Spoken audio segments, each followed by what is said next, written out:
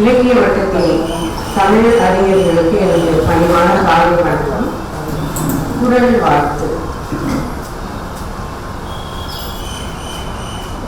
அகர முதல எழுத்தெல்லாம்,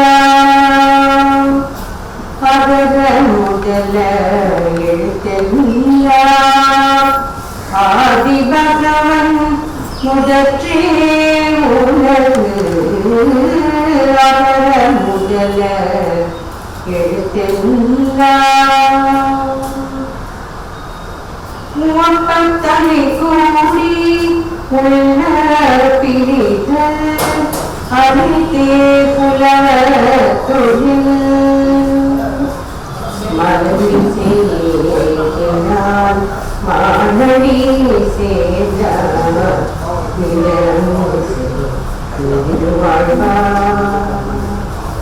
கோயில் பொழியும் நிலவே என் குணத்தான் தலை வளராதலை. கோயில் பொழியும் குணம் நிலவே என் குணத்தான் தலை வளராதலை.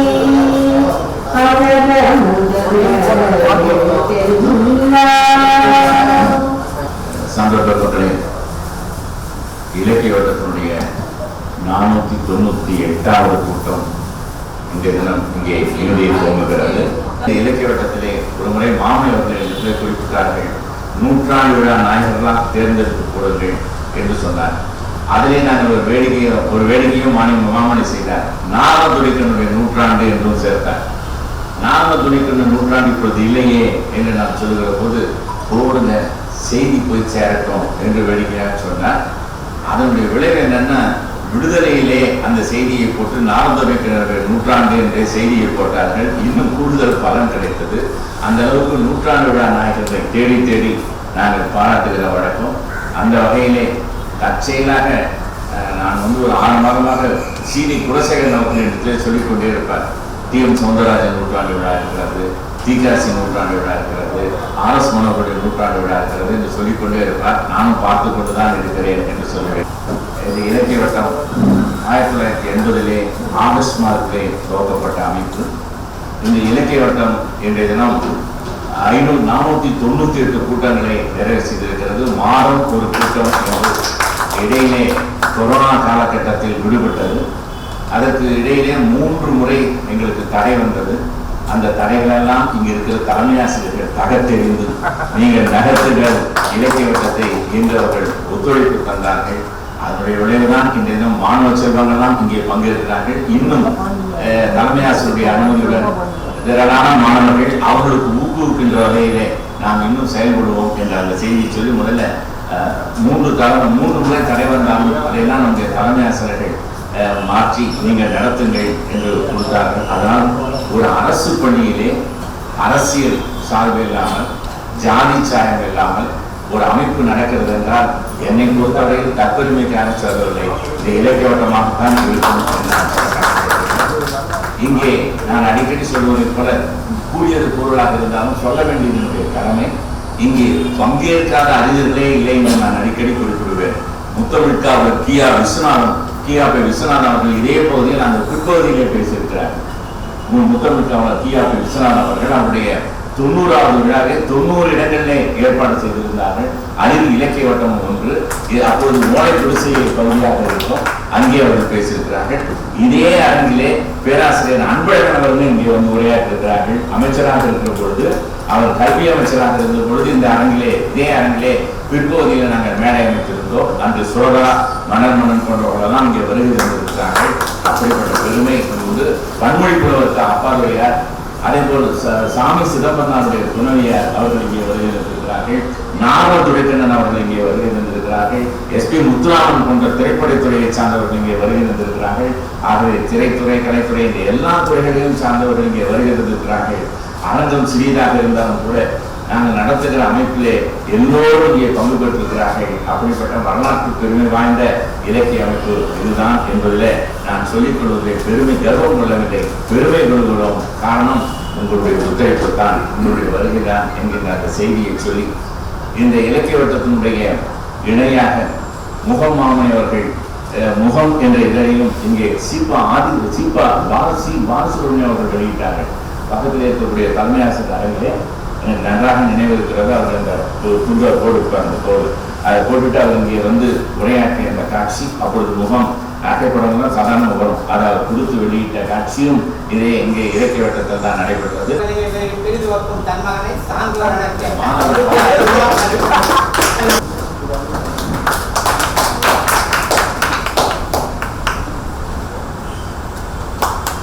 அதாவது இந்த இலக்கிய வட்டத்தினுடைய வரலாற்றிலே பல சாதனைகளை இருந்திருக்கிறோம். முகமாமி அவர்கள் அந்த முகமிதரையும் இதே பொருளை வெளியிட்டு தொடர்ந்து நம்முடைய இடமாறினவர்கள் அதை தொடர்ந்து நடத்தி வருகிறார்கள்.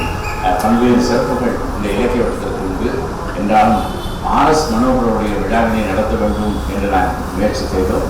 அதற்கு RS மனோகர் அவர்களுக்கு சந்ததியினர் இல்லை என்பதற்காக அவருடைய தம்பி மகன் சிவபிரகாஷ் அவரிடத்திலே நான் பேசினேன்.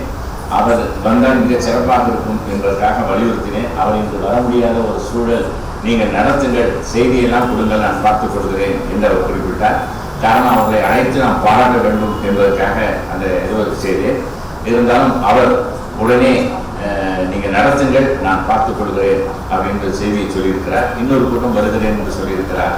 அந்த வகையிலே இன்றைய தினம் RS மனோகருடைய நூற்றாண்டு விழாவினை நடத்த வேண்டும் என்று நினைத்த உடனேயே எனக்கு நினைவுக்கு வந்தவர் MS பெருமாள் அவர்கள். முதலில் அவரிடத்திலே நான் சொன்னேன், அவருடைய பெருந்தன்மை அவருடனே குறிப்பிட்டார். KP அறிவானந்தம் அவர்கள் இருப்பார்களே, அவர் நன்றாக பேசுவார்களே என்று அவர் உடனே அவர் சொன்னார். அவர் பேசுறது மாதிரி இருந்ததில்லை. நான் சொன்னேன், அவர் இலக்கிய வட்டத்திலே வந்து பேசியிருக்கிறார். அந்த இலக்கிய வட்டத்திலே அவர் வந்து பேசுகிற போது எங்களுக்கு ஒரு குறை ஒன்று இருந்தது. எனக்கு இளமானந்தம் ஒரு குறை இருந்தது. என்னவென்று சொன்னால் முருகையன் அவர்களுக்கும் அந்த குறை இருந்தது. இளமான அவர்களுக்கும் அந்த என்னன்னா, நாங்கள் நிகழ்ச்சியை ஏற்பாடு செய்துவிட்டு புகைப்பட கலைஞர் மணி அவர்களுடைய நிகழ்ச்சிக்கு நாங்கள் போய்விட்டோம். அவருடைய பேச்சை நாங்கள் முழுமையாக கேட்கவில்லை. ஆனால் பதிவு மூலமாக நான் கேட்டுட்டேன் என்றாலும் கூட அந்த ஒரு குறை இருந்தது. அது இன்று நிவர்த்தி ஆகிறது என்கின்ற மகிழ்ச்சிகளே எனக்கு இருந்தது. அந்த வகையில் அவர் உடனே அவருடைய பெயரை குறிப்பிட்டார். நான் சொன்னேன், அவர் வந்திருக்கிறார், நான் மீண்டும் அழைக்கிறேன், ஒன்றும் இல்லை. கூட ஒரு பாராட்டு விழா நடைபெற்றது. நான் அன்று பேசுகிற போது கூட சொன்னேன், ஜெகதீசன் அவரோட ஜஸ்டிஸ் நீதிபதி ஜெகதீசன் அவர்கள் இருக்கிற மேடையிலே அவரை வைத்துக்கொண்டு அவருடைய நண்பர்களோடு நான் சொன்னேன், நாடக காவலருடைய பெயரிலே தமிழக அரசு விருது வழங்கவில்லை, அப்படி விருது வழங்க வேண்டும். அந்த முதல் விருது நம்முடைய KP அறிவானந்தம் அவர்களுக்கு இருக்க வேண்டும் என்று நான் குறிப்பிட்டேன். காரணம், அவருடைய பெயரில் விருது இல்லை, நாடக காவலுடைய பெயரில். நமக்கு முத்தமிழ் காவலர் பெயரில் இருக்கிறது, நாடக காவலுடைய பெயரில் இருக்கவில்லை. அது வந்தால் முதல் விருது அவருக்கு தான் கிடைக்க வேண்டும் என்று நான் குறிப்பிட்டேன்.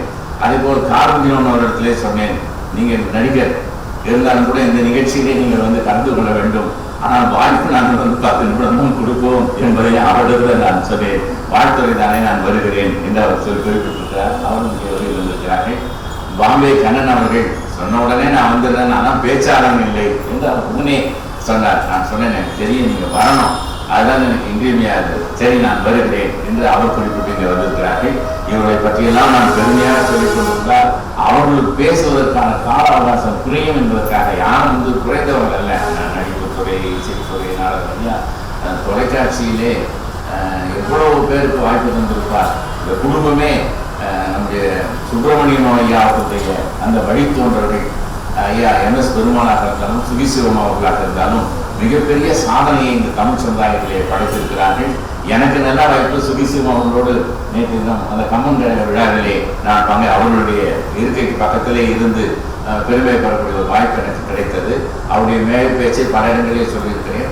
MS பெருமாள் அவர்களை நான் அடிக்கடி அந்த இதிலே சந்தித்திருக்கிறேன். பல முறை நான் பேசலனாலும் நம்முடைய பாகேஸ்வரனுடைய கூட்டங்களை பேசுகிற போது வருகிறேன் என்று சொன்னார். எளிமையாக இங்கே வருகை தந்திருக்கிறார். எவ்வளவு பெரிய ஆளுமை அவர்கள். இந்த இடத்தை கூத்தபிரான் போன்றவர்கள் கூட வருகை தந்திருக்கிறார்கள்.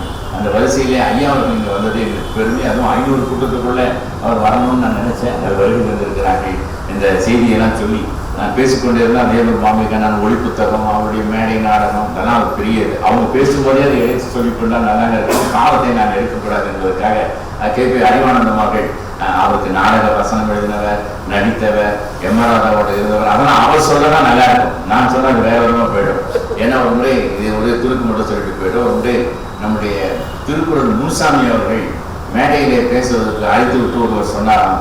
முனுசாமி அவர்கள் என்னெல்லாம் பேசுவார் என்பதை அவரே பேசி காண்பிச்சாராம். நம்முடைய முனுசாமி ஐயா அவர்கள், திருக்குறள் முனுசாமி ஐயா அவர்கள் எப்படியெல்லாம் பேசுவார் என்று அவர் என்னென்ன துணுக்குகள் சொல்வாரோ அதெல்லாம் அவர் சொன்னாராம். சொல்லி முடித்து இதுக்கு பிறகு அவர் எப்படி பேச முடியும் என்று அவர் கேட்டார். உடனே திருக்குறள் முனுசாமி சொன்னாராம், தம்பி பேசிட்டியாப்பா எல்லாத்தையும், நீங்க என்னென்ன பேசுவீங்க எல்லாத்தையுமே நான் பேசிட்டேங்க.